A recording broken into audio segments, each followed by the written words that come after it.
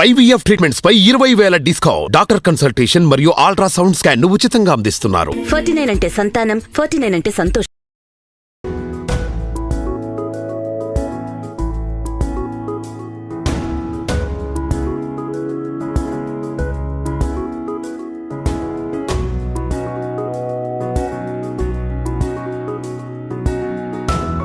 Suman TV presents moms కిచెన్కి స్వాగతం.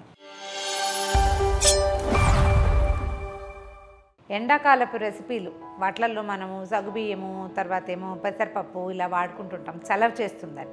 అయితే పెసరపప్పుతోటి ఆకుకూర పెసరపప్పు, మామిడికాయ పెసరపప్పు వండుకుంటాం. తర్వాత రకరకాల ఆకుకూరలు, మునగాకని, తర్వాత మన పొన్నగంటి కూరని ఇట్లా పెసరపప్పుతో డ్రైగా చేసుకుంటాం. అయితే పెసరపప్పుతోటి రసం కానీ, చారు కానీ, పప్పు పులుసు కానీ చేస్తే చాలా బాగుంటుంది. ఎండాకాలం తినడానికి చాలా హాయిగా ఉంటుంది. అయితే ఈ టమాటాలు వేసి, చింతపండు వేసి కాకుండా జస్ట్ మన పెసరపప్పుని చక్కగా మెత్తగా మృదువుగా ఉడికేలాగా పల్చగా ఉడికించుకోవటం. దాంట్లో కొంచెం నిమ్మరసము, ఉప్పు, ఒక చిన్న తాలింపుతోటి అది అన్నంలో పోసుకోవడానికి బాగుంటుంది. ఒట్టిగా సూప్లాగా కూడా తీసుకోవచ్చు. సాయంకాలం పూట తీసుకోవడానికి సూపులు తీసుకుంటాం కదా, అట్లా పెసరపప్పును కూడా సూప్ లాగా తీసుకోవచ్చు. సూప్ కాదండి అన్నంలో పోసుకుంటాము అంటే కనుక హాయిగా ఉంటుంది. కమ్మటి పెసరపప్పుని చిన్న పులుపు వచ్చేలాగా చేసుకోవడం, ట్యాంగీ టేస్ట్ వస్తుంది. ఎంత హెల్దీయో, ఎండాకాలం తినడానికి హాయిగా ఉంటుంది. ట్రై చేసి చూద్దాం. ఇవాళ చూపిస్తాను మీకు. స్టవ్ వెలిగించడము, పెసరపప్పుని ఓ గంట ముందే నానబెట్టాం. నానిన పెసరపప్పు చాలా తొందరగా ఉడికిపోతుంది. మరి కాసిన నీళ్ళు పోసి స్టవ్ మీద పెట్టేద్దాం. కుక్కర్లో పెట్టక్కర్లేదు. కందిపప్పులాగా గట్టి పప్పు కాదు, పెసరపప్పు మృదువుగా ఉడికిపోతుంది. దీంతో ఆకుకూర చేసుకోవచ్చు, మామిడికాయ పెసరపప్పు చేసుకోవచ్చు. ఒకవేళ మీరు ఎవరైనా అలాంటివి చూపించండి అంటే నెక్స్ట్ టైం అది కూడా చూపిస్తాను. ఇది నా ఫేవరెట్ రెసిపీ అనమాట. అంటే దాల్ ఫ్రై లాగా చేసుకోవచ్చు. దీంట్లోనే ఉల్లిపాయలు అవి ఇవి వేసి, ఇప్పుడు ఏం వేయం మనం, జస్ట్ చిన్న తాలింపు వేస్తాం. తాలింపులోనే మంచి వాసన వచ్చే ఇంగ్రీడియంట్స్ వేసుకుంటాం అన్నమాట. ఒక 5-10 నిమిషాలు, కనీసం ఒక 10-12 నిమిషాలు ఉడికిస్తే ఇది పల్చగా మెత్తగా మనకు కావాల్సిన కన్సిస్టెన్సీలో ఉడికిపోతుంది. 2 పొంగులు రానిచ్చి సిమ్లో పెట్టేస్తే నిదానంగా ఉడికిపోతుంది. పప్పు బాగా మెత్తగా ఉడికాకే మనం ఉప్పు అవి యాడ్ చేసుకోవాలి. మనకు కావాల్సిన కన్సిస్టెన్సీలో ఉడికిపోయింది. కొద్దిగా బద్దలు ఉన్నాయేమో చూద్దాము. దాదాపుగా మృదువుగా అయిపోయింది. ఒక 2 నిమిషాలు పక్క స్టవ్ మీద పెట్టేసి దీన్ని చిన్న తాలింపు వేసేద్దాము. ఆ చిన్న బద్ద కూడా లేకుండా ఉంటే బాగుంటుందన్నమాట. అది ఉడికే లోపల తిరగమాత పెట్టేసేద్దాం.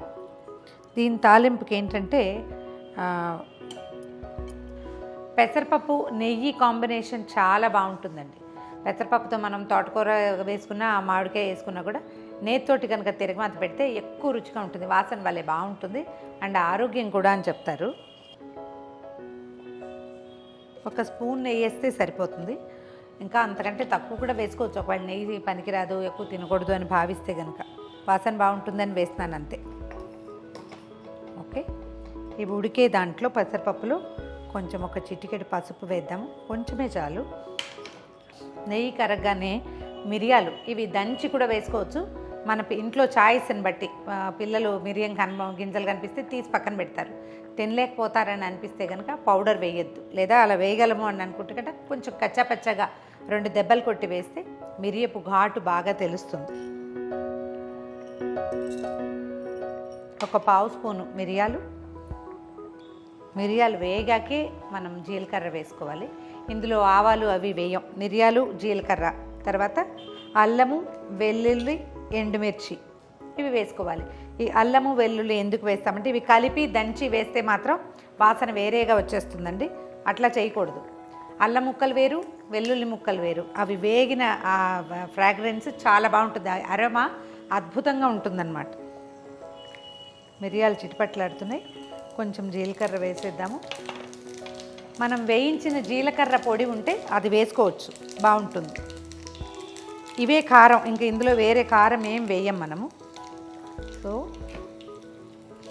ఇప్పుడు అల్లము, తర్వాత వెల్లుల్లి ముక్కలు, కొంచెం కరివేపాకు,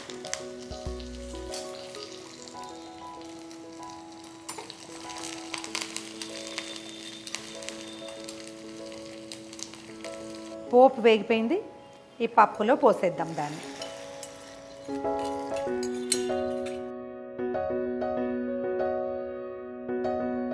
దీంట్లో రుచికి సరిపడా ఉప్పు వేసుకోవాలి.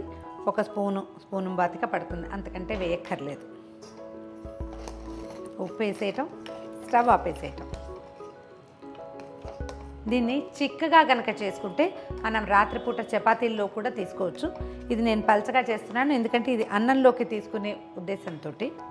కిచిడీలో కూడా చాలా బాగుంటుందండి ఇది. కిచిడీలో పెసరపప్పు కొంచెమే వేసుకుని ఇది కనుక సైడ్ డిష్ లాగా చేసుకుంటే ఎంతో రుచిగా ఉంటుంది. ఓకే, ఇది ఇంచుమించుగా రెడీ అయిపోయింది. దీంట్లో మనం ఇచ్చే ఫైనల్ టచ్ ఏంటంటే కాస్త కొత్తిమీర ఎప్పుడు వేడిగా ఉండగానే వేయాలని చెప్తారండి. అప్పుడు కొత్తిమీరలో ఏదైనా చిన్న బ్యాక్టీరియా లాంటిది ఏదైనా ఉంటుంటే ఆకుకూరల్లో ఇవాళ రేపు పురుగు ఉంటుంది, మనకు తెలియకుండా పోతుంది కదా. అందుకని పచ్చిది కాకుండా అది కొంచెం ఉడికిపోయేలాగా చేయాలట. వేసేసాక దీంట్లో చివరిది నిమ్మకాయ. ఈ నిమ్మరసం ఏంటంటే మనం సర్వ్ చేసే ముందు కూడా వేసుకోవచ్చు. కాస్త అంటే ఎక్కువసేపు నిలవ ఉంటే నిమ్మ రుచి తగ్గిపోతుంది. కానీ మనం ఎప్పుడు సర్వ్ చేస్తామో అప్పుడు ఇలా వేడివేడిగా ఉండగా ఇట్లా తీసి కప్పులో పోసి ఇచ్చిన సూప్ లాగా ఉంటుంది. ఎక్సలెంట్గా ఉంటుందండి రుచి. ట్రై చేసి చూడండి. స్టవ్ ఇందాకే ఆపేసాము, ఇప్పుడు వేడిగా ఉంది కానీ స్టవ్ మీద లేదు. నిమ్మరసం వేసేద్దాము.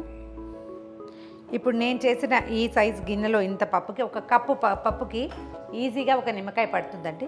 ఒకవేళ మనం భోజనం చేసే టైంకి చప్పగా అయిపోయిందని అనిపిస్తే ఒక హాఫ్ చెక్క పిండండి, బాగుంటుంది. దాని అడ్జస్ట్మెంట్ కోసం కావాలంటే ఒక చిటికెడు ఉప్పు యాడ్ చేసుకోవచ్చు. జస్ట్ మన టేస్ట్ని అనుసరించి అన్నమాట. మంచి నిమ్మకాయ వాసన వస్తుంది, అద్భుతంగా ఉంది రుచి. వాసన చాలా బాగుంది. గుడ్. దీంట్లో ఎర్రకారం వేయటము వేయకపోవటము పూర్తిగా మీ చాయిస్.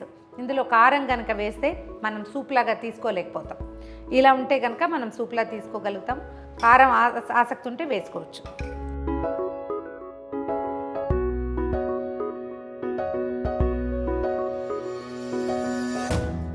ఇదిగోండి మన కమ్మని మంచి వాసన వస్తున్నటువంటి పెసరపప్పు రసం తయారైపోయింది.